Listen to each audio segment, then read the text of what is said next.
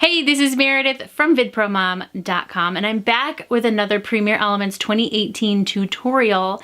This time I'm going to show you the motion tracking tool. This is really cool. So what is motion tracking? Well, motion tracking in Adobe Premiere Elements allows you to attach a graphic or an object to a moving object in your video clip. So you could add a speech bubble or a thought bubble or really any graphic object that you have inside of Premiere Elements. And I'm going to show you exactly how to do that today. So I'm partnering with Adobe on this tutorial in Premiere Elements 2018, and this is going to work with any kind of video footage that you have, whether it's, from your phone or a GoPro or any other digital video camera. You can catch all of the details and join me for the full video tutorial over at VidProMom.com.